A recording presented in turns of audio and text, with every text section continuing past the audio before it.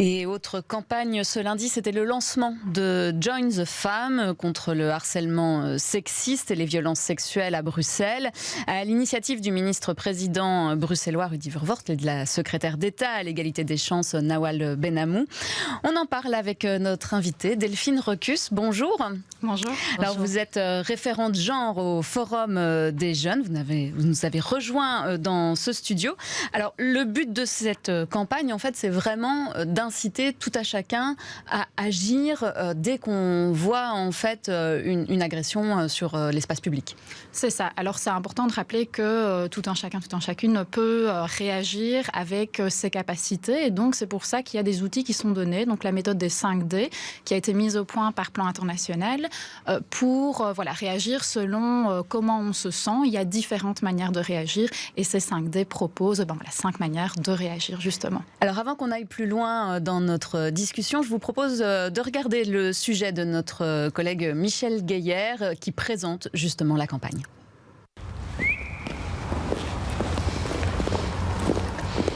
Des images qu'on n'aime pas voir, celles de femmes inquiétées, voire carrément agressées lorsqu'elles sortent. Hélas, cela reste trop fréquent.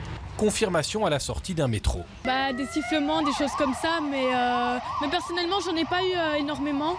Mais je sais que ça arrive quand même vachement souvent. Il y a tout un des personnes qui sont pas bien dans leur tête et tout, donc peur qu'ils nous agressent ou voilà. Bruxelles n'est pas du tout sûre pour les femmes. Personnellement, j'ai peur dès qu'il commence à faire nuit. Je suis en permanence en train de regarder partout autour de moi. Alors la région lance une mobilisation générale pour inciter tout témoin d'agression à intervenir immédiatement. Déjà essayer d'intervenir, d'aller voir la personne, de faire semblant de la connaître, d'essayer de détourner l'attention de la personne ou du moins de demander si la personne va bien, si on peut faire quelque chose. Concrètement, se faire entendre, distraire le harceleur, appeler à l'aide ou carrément filmer l'incident. Autant de moyens souvent efficaces d'intervenir. On crie fort, ce que tout le monde pense tout bas. Des acteurs du monde de la nuit, mais aussi des pouvoirs publics sont associés à la campagne. On a aussi un plan d'action pour le secteur de la nuit et cette grande campagne de communication fait partie de cet axe fort, notamment du plan qu'on a développé avec aussi le secteur associatif et donc des formations aussi pour le personnel de l'ORECA pour qu'elle puisse aussi accueillir et pouvoir appréhender des situations de violence dans le monde de la nuit. Des formations seront aussi données aux chauffeurs de transport public afin de sécuriser un peu plus encore ces endroits, quel que soit l'heure ou le contexte.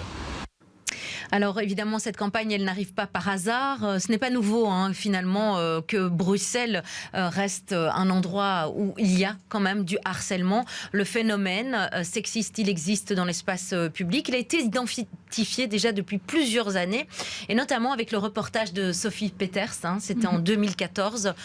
Depuis d'ailleurs, il a été inscrit au code pénal par la loi contre le sexisme. Il y a aussi tous ces hashtags MeToo, Balance ton bar. Ça veut dire quoi? Que ça prend de l'ampleur et qu'il est vraiment temps de dire stop? Alors ce que ça veut dire en premier lieu, donc ça a été un petit peu évoqué, c'est que tout ceci s'inscrit dans un continuum de violence. Donc le harcèlement sexiste, c'est une autre représentation, une autre expression de ce continuum de violence qui apparaît autant dans la rue, dans les bars, dans le métro, mais aussi au travail, dans la vie intime, privée, etc. Donc ça, c'est vraiment important de le comprendre et donc du coup de voir cette campagne comme une pierre à l'édifice qui s'inscrit dans un travail qui doit être beaucoup plus important et prendre différentes formes. Oui, on l'a vu dans cette campagne. Donc c'est une campagne assez forte quand même. On se met à la place de cette jeune femme qui se fait agresser. On donne des clés. Et vous l'évoquiez juste avant qu'on regarde ce reportage, les fameuses 5D. Vous pouvez peut-être nous les décrire? Oui. Donc, ça paraît assez évident en même temps. Quand on le dit, on se dit mais oui, c'est évident, mais ça veut dire que tout le monde n'agit pas en voyant une agression en rue, par exemple. Oui, ça c'est clair. Alors c'est banalisé. Ce qu'il y a d'important de rappeler, c'est qu'il ne faut surtout pas culpabiliser les victimes. Il faut savoir que c'est difficile de réagir aussi pour remettre en contexte. Donc ce sont très majoritairement des femmes qui sont victimes de harcèlement sexiste. 91% des femmes interrogées. Voilà, c'est ça exactement. On peut donner ces chiffres-là. Au Forum des jeunes, on a également fait une enquête pour parler de violence de manière générale, pas uniquement d'harcèlement sexiste. C'est 2 femmes femmes sur 3, 2 jeunes femmes sur 3 qui a déjà vécu une situation de violence, donc c'est beaucoup. Et on n'apprend pas aux femmes à réagir, ou en tout cas, ça ne fait pas partie de la socialisation de s'autoriser à réagir. Donc ça, c'est vraiment important de le savoir. Et alors pour les 5D, donc il y a le premier qui est distraire, où on va faire semblant d'être une amie, demander l'or. Voilà, ça va un petit peu casser le rapport de force et ça peut éventuellement mettre fin. Le deuxième, c'est déléguer, donc essayer de chercher de l'aide. Tout seul, parfois, ou toute seule, on se sent un peu démuni, mais voilà, si on va chercher un autre passante, à 2, ça peut être plus simple. Documenter, hein, on voit beaucoup maintenant. Filmer. Exactement, filmer, presque tout le monde a un smartphone et voilà, ça peut vraiment aider. Diriger, donc ça c'est quand on se sent à l'aise de s'adresser directement à l'agresseur, voilà, exprimer que c'est stop, que ce n'est pas normal et que en fait, même en plus de ne pas être normal, c'est aussi punissable par la loi. Et alors dialoguer, très important, donc vérifier avec la victime si elle a besoin d'aide, si elle va bien et qu'est-ce qu'on peut faire pour l'aider à la suite de cet événement. Mais c'est vrai que quand on est témoin d'une agression, c'est pas toujours évident, enfin surtout en tant que femme, quand on est toute seule à ce moment-là, de réagir. On se dit, ben voilà, on va se mettre aussi en danger et parfois c'est un peu compliqué. Mais c'est vrai que le fait d'aller vers l'autre et puis de dire, ah tiens, comment tu vas ? Ça fait longtemps que je t'ai pas vu. Finalement, c'est quelque chose d'assez simple qui ne met pas forcément en danger et qui peut casser ce rapport de force, comme vous disiez, assez facilement. Tout à fait. Et donc c'est vraiment ça avec les 5D qui est important, c'est que chacune va choisir la clé avec laquelle il et elle se sent à l'aise pour pouvoir faire quelque chose. En même temps, si on regarde la campagne et qu'on voit cette jeune femme qui est quand même dans une rue plutôt sombre, et si ça devait vraiment arriver, et je suppose que ça arrive malheureusement, on aurait quand même tendance... Enfin, je me dis, il faut pouvoir... passer cette peur, outrepasser cette peur. Imaginons que ce soit une autre jeune femme qui veuille aider cette femme. Ce n'est quand même pas évident. Est-ce qu'il y a d'autres clés en dehors de celle-là en tant que témoin ou victime ? Alors, la première chose à dire, c'est que voilà, dans la vidéo, on voit une situation effectivement qui est assez choc, mais voilà, il y a tout un cycle en fait de violence et de harcèlement. Dans une enquête réalisée par Plan International, 4 agressions sexistes en rue sur 5, ce sont des sifflements, des interpellations, etc. Donc ce sont des choses qui sont déjà moins violentes, on ne touche pas directement, et donc qui peuvent, en tant que témoin, ça peut être quelque chose de plus facile sur lequel réagir. Donc ça, c'est important de le dire, que toutes les agressions ne sont pas comme ceci dans une ruelle sombre, voilà, où il n'y a qu'une personne, heureusement. Et justement, c'est ça qui est important, c'est que qu'il fasse jour, qu'il fasse nuit, qu'il y ait plein de monde autour, souvent, malheureusement, aujourd'hui, ça ne change rien. Dans un métro où il y a plein de personnes et où il y a des regards soutenus, voilà, ou même une personne qui se touche en regardant quelqu'un, souvent on ne fait rien. Eh ben non, là on dit stop, il y a des choses à faire et on peut le faire en tant que témoin. C'est un peu innovant en fait cette campagne de sensibilisation qui se place de l'autre côté, finalement pas du côté de la victime, mais bien du côté de n'importe qui pourrait aider cette victime. C'est parce que c'est par là qu'il faut y arriver. Il n'y a pas d'autres moyens, d'autres leviers pour contrer ces violences sexistes ? Il y a plusieurs moyens, je dirais. C'est vrai que dernièrement, on a beaucoup mis l'accent sur les victimes et c'est primordial d'aider les victimes de tout type d'agressions sexuelles et sexistes pour pouvoir les accompagner dans la reconstruction, etc.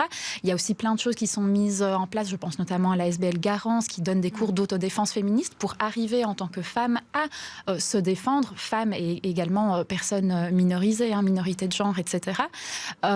Ici, voilà, c'est important d'adresser les témoins. 2 jeunes sur 3 sont témoins de violences. Après, au-delà de ça, évidemment, tout ceci, comme je le disais au début, s'intègre dans un continuum de violence. Et ce qui est nécessaire, c'est vraiment une déconstruction totale des rôles genrés pour aussi que les agresseurs se rendent compte, en fait, que ce qu'ils font, ce sont des agressions. Et donc, voilà, pour ça, c'est aussi important de pouvoir mobiliser les garçons et les hommes. C'est aussi une des questions, effectivement, c'est qu'aujourd'hui, on en parle quand même beaucoup. On va dire que depuis MeToo, on en parle beaucoup plus, en tout cas. que les jeunes garçons finalement qui arrivent aujourd'hui à l'adolescence ou jeunes adultes, vous au Forum des jeunes, comment vous les voyez aujourd'hui? Est-ce qu'il y a moins finalement ce regard de leur part de la femme objet un peu, ou en tout cas de je vais siffler une fille en rue, on ne sait jamais, ça peut marcher. Est-ce que ça change ça aujourd'hui ou pas? En tout cas, ce qu'on a pu voir dans l'enquête qu'on a réalisée, c'est que, de manière générale, les garçons ont moins conscience des agressions sexistes et sexuelles. Alors, est-ce que c'est parce qu'effectivement, ils répondent moins, donc est-ce que c'est parce qu'effectivement, ils en voient moins, ils sont moins témoins, ou est-ce que c'est parce que, justement, ils n'en ont pas conscience? Donc là, on voit quand même qu'il y a un certain décalage, mais on peut quand même se réjouir de voir que chez les jeunes, effectivement, même le terme masculinité commence à faire son chemin. Les garçons commencent à se poser des questions aussi sur les stéréotypes dans lesquels eux sont placés. Mais il y a encore beaucoup de travail à faire de ce côté-là pour vraiment sortir des carcans genrés dans lesquels on est autant en tant que socialisé, en tant que garçon, en tant que fille. C'est une campagne qui tourne pas mal sur les réseaux sociaux. Si je pense dans certains points clés de la STIB, elle a démarré hier. Bon, ok, on est au 2e jour. Est-ce que vous avez déjà eu des réactions? Est-ce que vous pouvez suivre, vous? Est-ce qu'il y a une sorte de médiation pour un peu tâter le terrain et voir quel impact cette campagne peut avoir? Alors pour le moment, on ne l'a pas encore. Donc le Forum des jeunes a fait partie du comité d'accompagnement de la campagne en tant que représentant de la société civile, à côté d'autres associations. Pour le moment, on n'a pas encore, donc je pense que le lancement vraiment officiel était aujourd'hui. Moi, je ne l'ai pas encore vu dans la rue, donc je me réjouis de voir. J'ai pu remarquer qu'effectivement, la vidéo, comme on l'a vu ici, tourne déjà pas mal sur les réseaux sociaux. Et effectivement, voilà, ça doit beaucoup tourner. Il y a aussi un pan qui a été réalisé dans la communication vers les communes et donc vers les habitants de certaines communes de Bruxelles. Donc voilà, ça va prendre un petit peu plus de temps pour dire d'évaluer les impacts et je me réjouis effectivement de voir quels vont être les impacts. Il y a beaucoup d'acteurs qui finalement sont impliqués de près ou de loin dans cette campagne.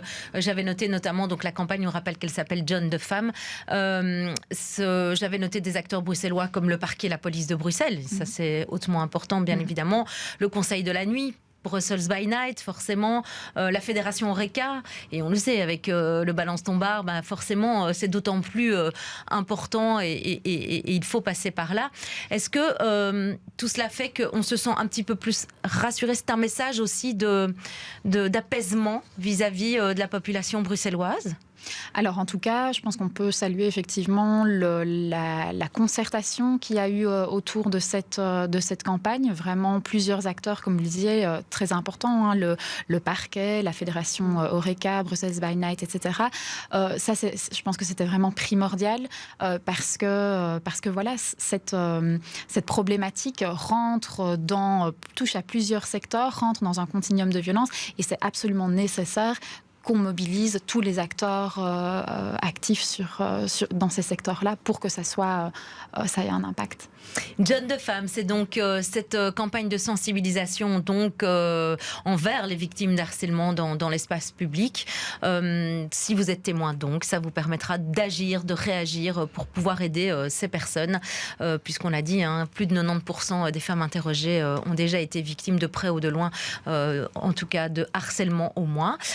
Merci d'être passée par chez nous, Delphine Rocus. Et on soulignera également qu'il existe, je pense, des stickers réfléchissants, c'est ça qu'on peut utiliser? C'est ça. Donc, ils vont être envoyés à certains habitants de certaines communes, je ne me souviens plus lesquelles, mais ils sont aussi, on peut les commander sur le site internet de la campagne. Et ça, c'est vraiment quelque chose, voilà, moi, que j'invite à faire. Je pense aussi que ça fait du bien en tant que femme, quand on se balade dans la rue, de voir des stickers comme ça. Ça peut paraître anodin, mais c'est aussi une réappropriation de l'espace public. Et c'est important, comme le montrent aussi les collectives de Colheureuse. Et le site internet, votre site internet, c'est forumdesjeunes.be et alors celui de Join de Femmes, j'imagine que c'est joindefemmes.be.com en fait. En tout cas, on y arrivera. Merci beaucoup. Merci à vous.